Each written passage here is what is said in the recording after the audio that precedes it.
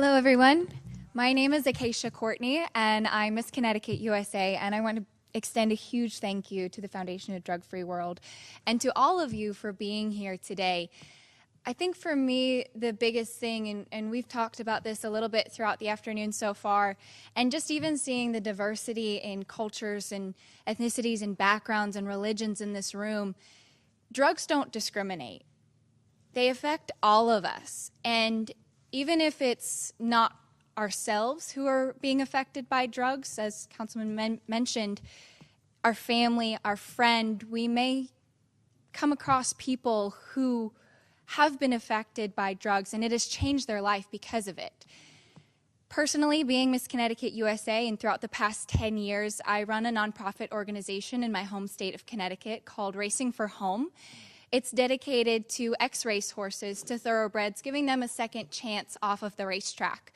And one of the things that I really focus on in that is placing these horses in situations where they also help people, whether that's therapeutic riding programs for children with autism, veterans dealing with PTSD, or something I've really focused on, which is vocational programs in prisons. And I've worked hands-on in the past couple of years with incarcerated women in particular, who have the chance to work with these horses and earn skills and learn how to find values and tools that will help them to find a job when they leave prison. And coming here today, I wanted to tell a story about one of the women that I met at Second Chances Farm at Lowell Correctional Facility in Ocala, Florida. Her name is Lori, and she was in school to become a nurse in the trauma facility. She's incredibly intelligent, she was accomplished, she was a hard worker, she was doing well in school. And one night she drank too much and she got behind the wheel intoxicated, and she got in an accident and killed somebody. And now she's in prison, and because of her good behavior, because of her eagerness to learn, she's in this program where she gets to work hands-on with horses. And she said to me, Acacia, I'll never be able to become a nurse now because insurance companies don't want to touch her because of her background, because of her past, because of one decision that changed her life forever. But she found a new way that she can learn about medical issues with horses. She can find friends. She finds confidence and value in herself. And that's something that I also wanted to touch on. Prevention and education is important, but we also need to make sure that we take away that stigma of people that are looking for a second chance, because that could be anybody. And being there at that facility, I realized that one bad decision, and that could be me, could be one of my friends. And I think that it's important for all of us as a society across the world to make sure that we are welcoming to people who are looking for a second chance in whatever it is that they've done or looking to do in the future, because as the Foundation for Drug-Free World also focuses on, we're looking towards the future. And hopefully, with our decisions, we make good decisions, but we help those who have made a poor decision make a better future for themselves. And that was a story that was so impactful to me and has really made me think about life a little bit differently. And I hope that we all can remember that, because as we've mentioned several times, we're all here for the same reason, and that's to make a drug-free world. And it all starts with one person and believing that we're all worthy of a second chance. Thank you very much.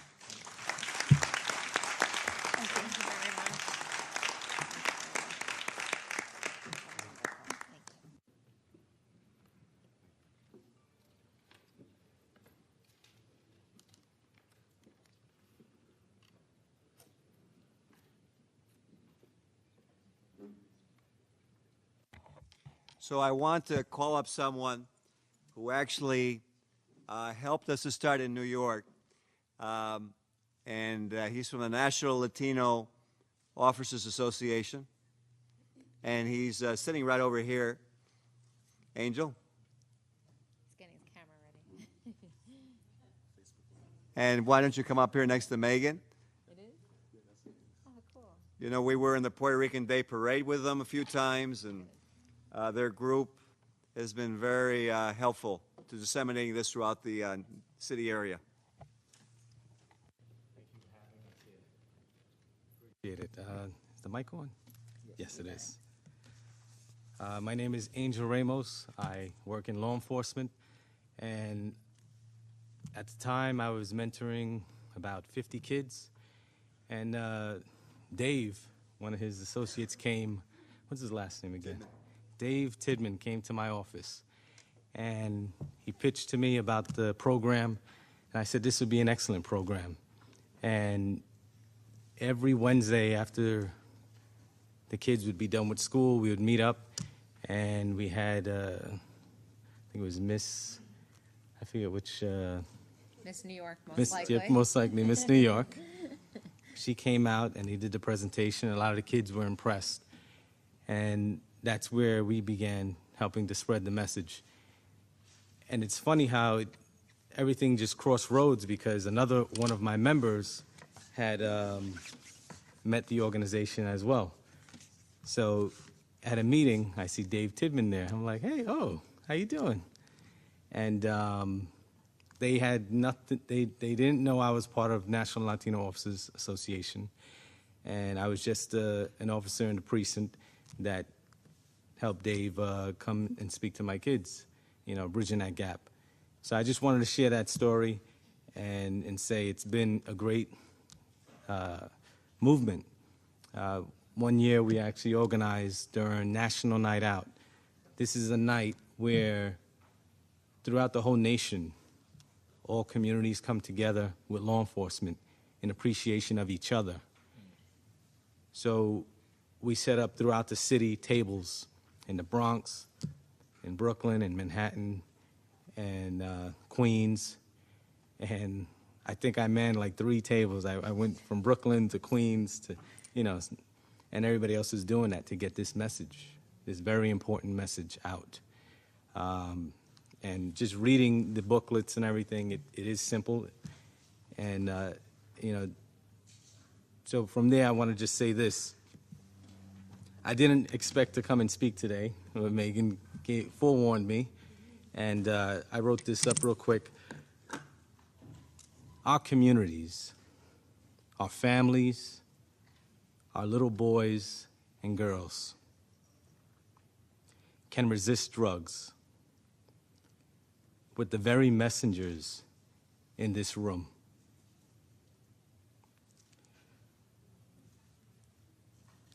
Word of mouth, texts, photos, videos is the start of the needed action.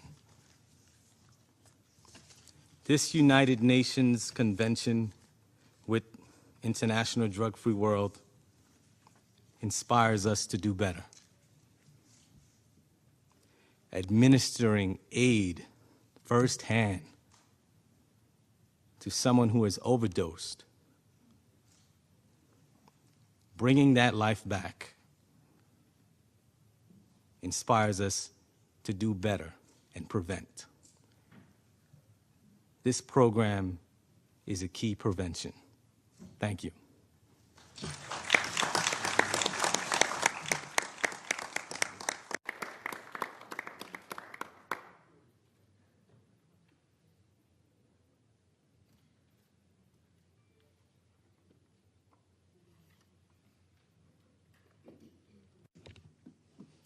Okay, thank you very much.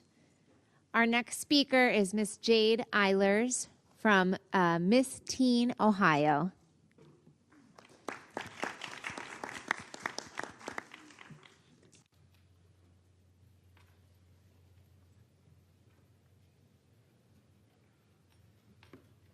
This is an impressive group of speakers we have coming up, right?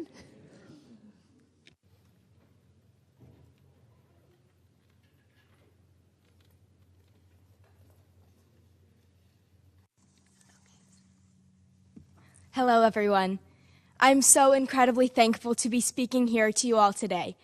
My name is Jade Eilers. I'm 16, and I'm from Dayton, Ohio. I'm also Miss Teen Ohio International 2019. With being Miss Teen Ohio International, I've created my platform, Start Talking, building a drug-free future. I chose my platform because I've lost several family members to addiction. I've spoken to legislators about drug policies and protocols.